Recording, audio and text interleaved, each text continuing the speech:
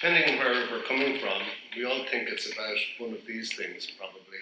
It's all about building cost. No, it's not. It's all about space and standards. No, it's not. It's VAT. There shouldn't be VAT in building. So it's all about those things. So why aren't we solving it then? The problem is that depending again where we're coming from, we think some of these things are untouchable. So you can't do anything about building costs. That's the force of the market. And density, well, we've seen lots of talks about density. That's important. We're going to have 5-minute towns, etc., etc. VAT is untouchable because the Department of Finance won't let us go near it. So if we can't put any of these things on the table, how on earth are we going to solve the fundamental problem of affordability? What would happen if all policies to do with housing had to have affordability on their front page? So if you've got a policy about density, you have to study how does that affect affordability? Because a policy that is undeliverable isn't actually a policy, it's a dream. I'll hand over to Morgan.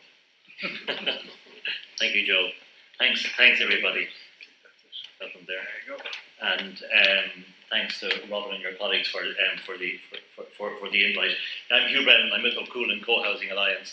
We are an approved housing body, but we try to focus on the delivery of affordable housing in sustainable communities, whereas you will know most of the other housing associations focus on owning and managing social housing on behalf of local authorities.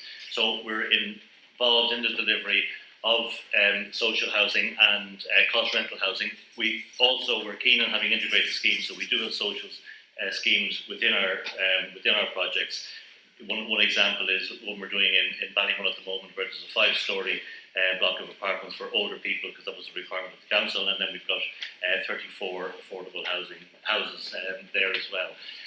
So we feel that it is actually necessary to divorce certainly affordable housing from the market, if you can at all.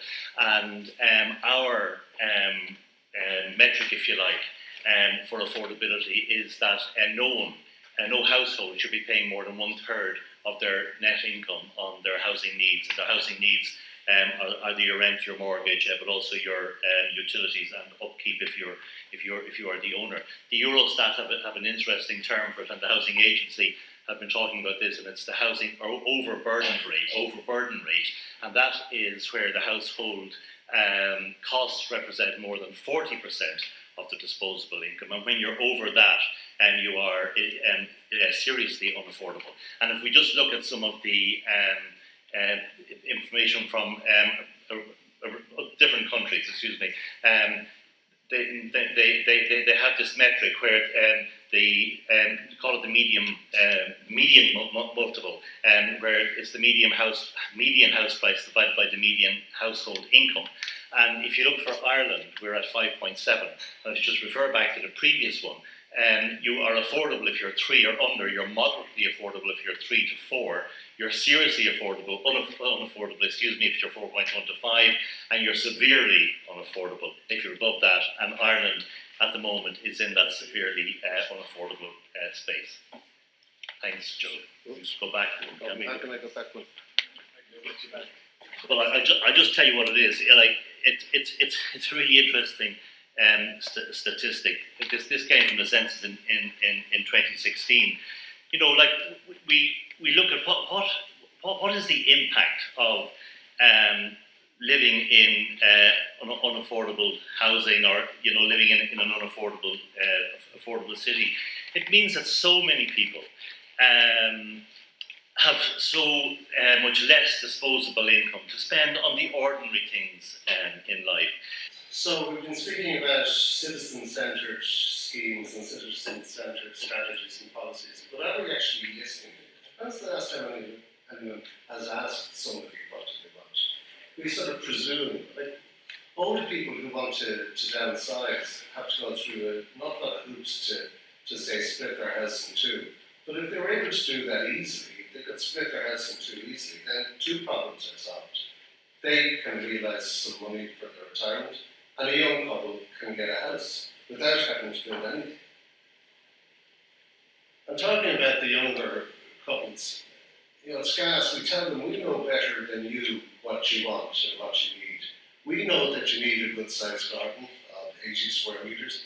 We know that you need to be at least 22 metres away from your neighbour in case they spy on you. We know that you need to have your car parked outside your house. But do we ever actually ask?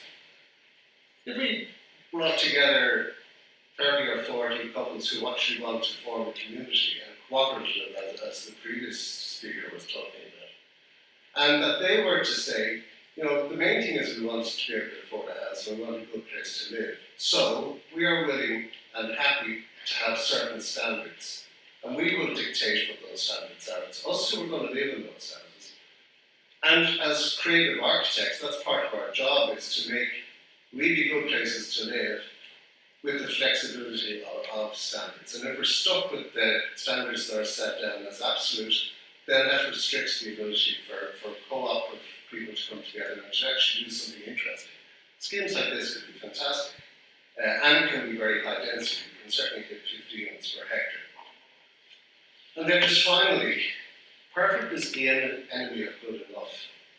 If we're looking to have a perfect future, a perfect utopia, urban utopia for people to live in, I'm going to be dead by the time we even get close to having that. Jerry Cavill was very right earlier on when he said that affordability is an emergency. It's not a problem. I mean, calling it a problem is pretty sort of disappointing at this stage. It's an urgent crisis, and we need to deal with it as an urgent crisis. When we talk about there being a supply problem, I think it's actually a demand problem at present. I know it sounds strange, but we're conflating demand with need. Sure, there's a huge need. But if you can't afford to be in the market to create a demand, then there's going to be no supply because you're not in the market to create a demand. So that's it for me. Thanks very much.